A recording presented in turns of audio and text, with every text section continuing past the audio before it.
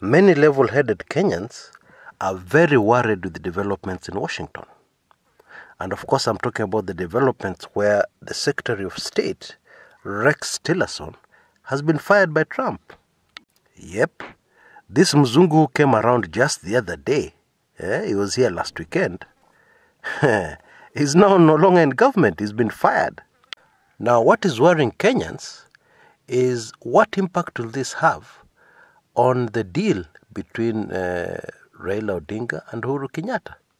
Others are saying he was fired because he didn't follow instructions in Nairobi. He did his own things, and then when he went back, Trump just told him, no, out. Now, for those who have been following the Trump administration, this is normal, okay? Hiring and firing is extremely normal with the Trump administration. In many ways, Trump reminds me of the Daniel Arap Moi presidency. In those days, no government official had lunch before listening to the 1 p.m. News headlines. It was not a wise thing to do, yeah, because you could go into this restaurant to have lunch, okay? You're very comfortable, you have your security detail, your driver is outside, and, you're laughing that laugh of ministers.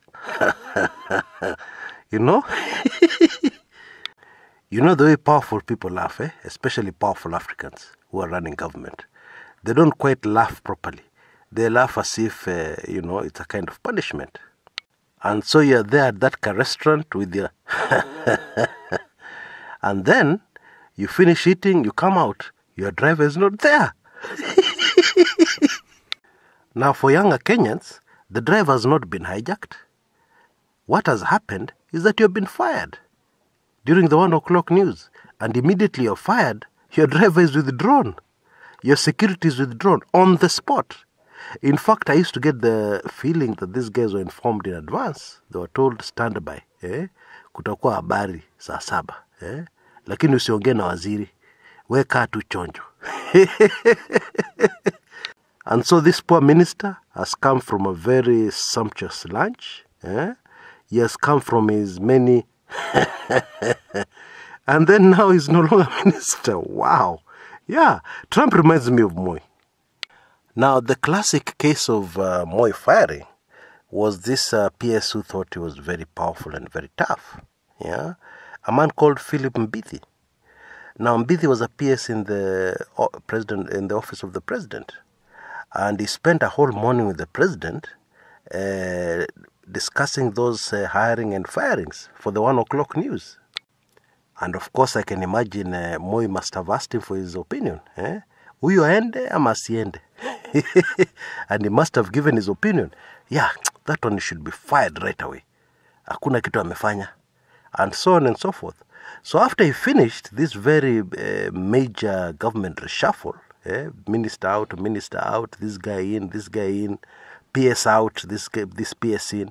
After he finished all that very rigorous exercise, the guy went and drafted the final list, and he sent it off to VOK, KBC. Well, those days it was called VOK. Yeah. Now, VOK radio, of course, had the 1 news, which I'm talking about here. And so after doing this, the guy comfortably went out to lunch. Bwana Mbithi must have said to himself, there's no need of listening to the 1 news. After all, I know all the contents of that news. So the guy was very comfortable. Oh, when he came out from lunch, he was on the list. He had been removed from his very powerful position as PS office of the president, and he had been transferred to some obscure post at Yala, East African Legislative Assembly. It was too much for Mbithi. He turned down the appointment. Now, with Moi, you never did that. Even if he has transferred you to be head cleaner from cabinet minister, you thank him for the time he gave you to serve, yeah, and you say, Baba Moi is always wise, he's always right. Thank you very much, Baba na Mama, yeah, and you go off to your new cleaning job, yeah. But Mbithi said, no, I won't. And I don't blame him. Imagine if it was you. Yeah, you compile a list where you fired so many people. Kumbe you don't know you're also there. And you take this list to KBC. So how did Moi get this information to KBC? Did he pick up the phone and call KBC himself? Yeah, because the guy in charge of sending those appointments and firings was Mbidi himself, Professor Philip Mbidi. Anyway, I'm getting carried away. Trump and Moi, the same. But the question here, does this firing affect the deal between Raila and Uhuru? That is what is nagging at people's minds. The answer in one word is no. Nope. Hapana. Why? Because the American State Department does not work like that. Okay? You know, American foreign policy is too important to leave it just to one person. Indeed, it is too important to leave it all to the president. Okay? Foreign policy is like security. Okay? If you ever took time to listen to former President Barack Obama's campaign, the way he used to talk about how he's going to completely revolutionize the way the US deals with the rest of the world, and especially security, and then when you look at what he achieved and what he did when he was in office, they're as different as night and day. For instance, did you know that it was under Obama that the dreaded drones were introduced? Yeah, death from the sky. Yeah, you send this thing, it is so high up in the sky, it's being operated by somebody in the United Kingdom or somebody even in the US, yeah, who looks like they're playing computer games.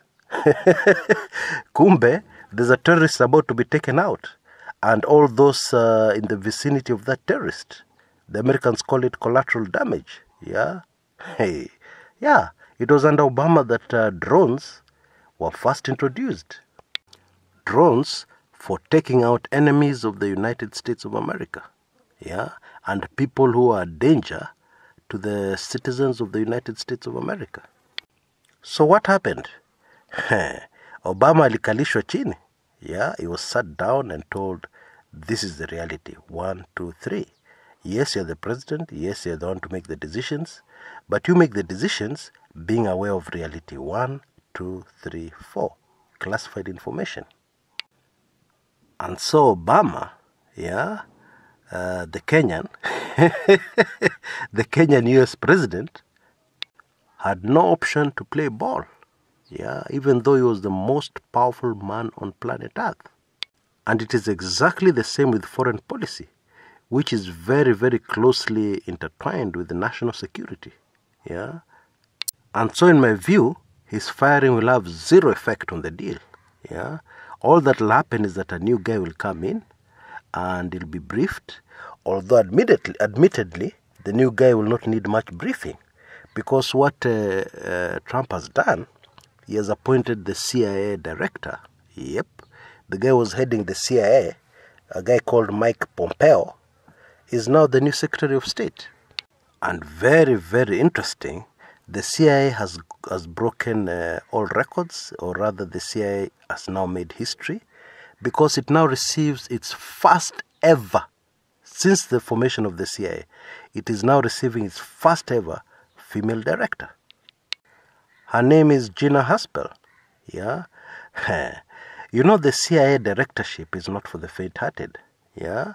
Indeed, you need quite a stomach to be the CIA director. Now, going by my temperament and, the way I feel things so much, I think I would not make a CIA director. Yeah, I'm just trying to get a point across. I mean, you'd need a very strong stomach. You'd need a very cold heart to be an effective CIA director. And the way women are wired, they're not wired to be that ruthless and cold-blooded, yeah. But let's wait and see what happens. Congratulations to Gina Haspel. We wish her the best. It's good for females to get all these positions. As you guys know, I'm a huge supporter. I'm a huge fan of women getting top posts, yeah, because the record shows they tend to perform better than men. In most cases, at least as far as Kenya is concerned. Yeah, I don't know about the US, okay? But having said that, that is the challenge for this husband lady. Yeah, huge challenge. Until next time, this is Chris Kumekucha.